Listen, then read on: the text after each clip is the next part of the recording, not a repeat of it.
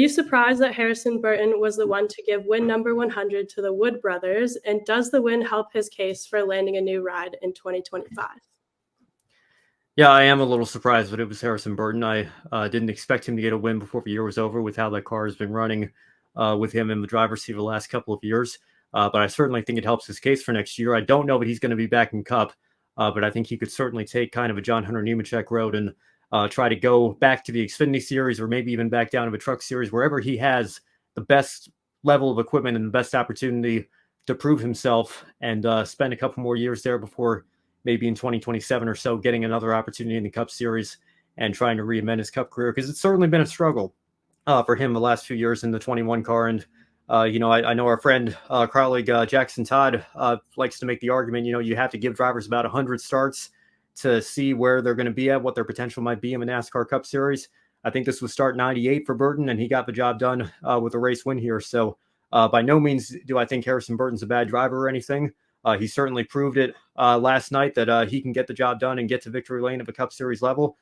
But I do think potentially for him the next couple of years, if there isn't a great Cup Series opportunity lined up for him, and it sounds like those rides are certainly being taken, and that may not be the case, I don't think it would be the worst thing in the world for him to go back down to Xfinity and try to rack up some more wins, compete for a championship there, and then we'll see what he can do in Cup again for a couple of years. But that aside, just looking at last night, Adam brings up a good point as well. The call from Lee Diffie was absolutely fantastic.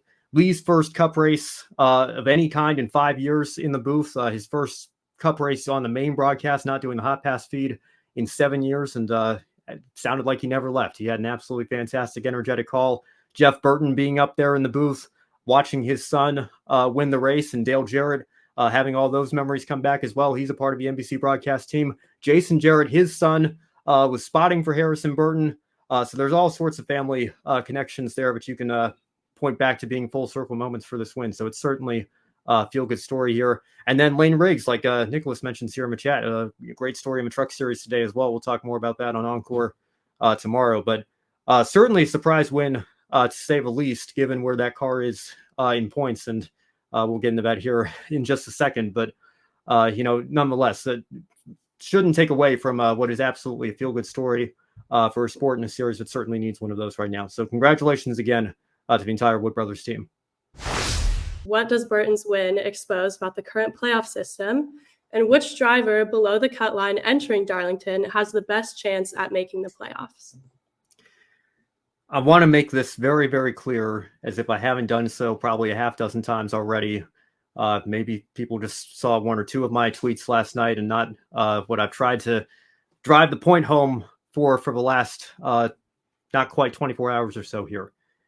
It is 100% a feel-good story.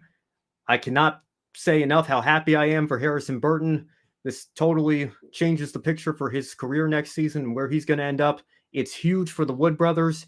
It's one of the biggest upset underdog victories we've seen in a very long time. I could not be happier for all of them. Okay, everybody got that? Harrison Burton was 34th in points, guys. There are 36 chartered entries here. There are 2 that use a rotation of drivers. It's 15 for Rick Ware, but 16 for colleague. And then it was Harrison Burton.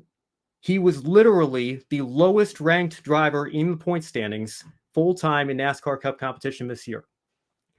And because he won a wild card super speedway race, again, take nothing away from that. It is well-deserved. He went out, he outdrove a champion in Kyle Busch, passed him on the last lap to get the job done, thoroughly deserving of the win. Take nothing away from that.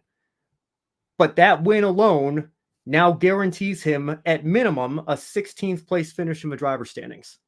And I have a problem with that, because people who watch this show, people that watch my show, people who tune into this network, they know how I feel about this system. They know how I feel about how we crown a champion.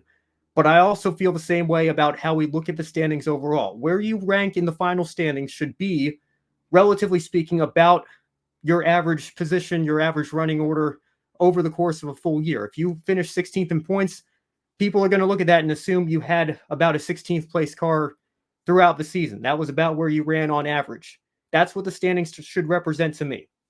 And Harrison Burton had one top 10 coming into this race. It was a 10th place, I think, at the other super speedway race at Talladega earlier this spring. It has not been the season that Harrison Burton and the Wood brothers would have liked to have had at all. They have been nowhere close to playoff contention, and this was the only way they were going to get in, was an absolute Hail Mary at what, for all intents and purposes, was their regular season finale, because I, again, think that the odds of Harrison Burton winning Darlington were probably much slimmer than they were him winning the race last night. That's the only reason that he's in the playoffs, and now he's going to be guaranteed to finish 16th in points. And I think that it can be both things. You can have the emotions. People were saying, oh, these playoff haters are just drowning out all the positive energy with their negativity here. You can be happy for Harrison Burton. You can be happy that we got a great storyline coming out of a night that maybe wasn't going to have that, with some of the flips and the crashes that we saw. We'll get into that later on here as well. You can be happy for all of that, and also come back to reality and acknowledge maybe we shouldn't have taken the top 30 rule away. Because if Harrison Burton did this even 2 or 3 years ago, we're having the same conversations that we had about Chris Buescher when he stole a win at Pocono in 2016 when the fog rolled in and they called that race.